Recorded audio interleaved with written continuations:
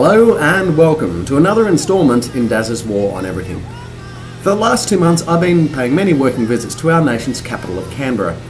This may come as a bit of a surprise to some of you because I always thought Canberra was a bit of a hole as it was, but no, they've sent me there to dig a few more.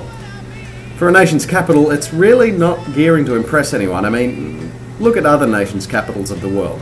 England has London, the USA has Washington DC, France has Paris. The list goes on of capital cities that at least imply of having some sort of international prestige. A foreign visitor could not be scolded for thinking that one of our more vibrant, cultured or populated cities like Sydney, Melbourne, Brisbane, or fuck me, even Adelaide, were our nation's capital. But the founding of Canberra in 1913 was purely a compromise where Sydney and Melbourne had bickered for over a decade as to where the permanent nation's capital should be. You could almost think of it as being an exercise in national parenting. Imagine you have two kids fighting over a nice shiny toy, so their mother, fed up with the argument, retrieves the offending toy and throws it off into the garden. Well people, that's exactly what happened.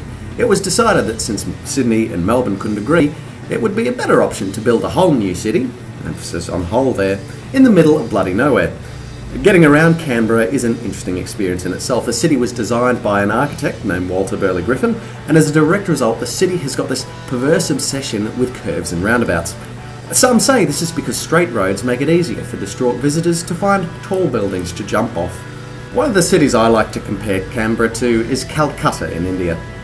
Both places are absolutely full of beggars, the difference being that the beggars of Canberra wear suits and hold elected positions. It seems only natural that when you put your house of national government in the middle of nowhere, then of course politicians, both domestic and foreign, are going to flock to it like mosquitoes to a Red Cross blood drive. If you break down the word politics, you get poly, which is the Latin word for many, and ticks, which are a kind of blood-sucking parasite.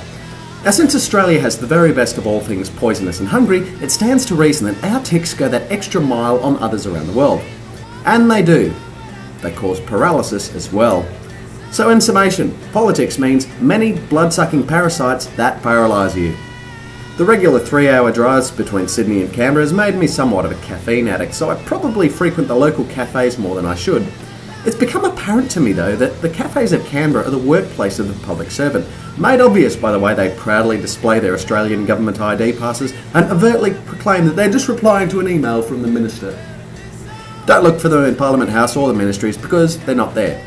You see, if Kevin Rudd's BER schools project taught us anything, is that the Australian government excels at putting up wastefully expensive buildings. Parliament House, of course, is no exception to the rule. What's also apparent is the recruitment of public servants directly from university, the direct result being that the country is run by bureaucrats with absolutely no world experience outside of those corridors of power. People of Australia, if you intend to take any sort of direction from your federal government, then make sure it's in the general direction of a flat white, cappuccino or macchiato, because chances are you will have more real world experience than the government does in almost every other respect. But there is some sort of saving grace, coming from the primary industries of Canberra, also known as the 6 Ps. They are politics, public service, pyrotechnics, pornography, pot and prostitution. It's only the latter four that have enabled Canberra to elevate itself to any more than being a podunk town full of bureaucrats, or give anyone else a reason to go there. Take care out there. Oh, wait, I always wanted to do this. Take it away, Peter. Peter Harvey for Dazza's War, Canberra.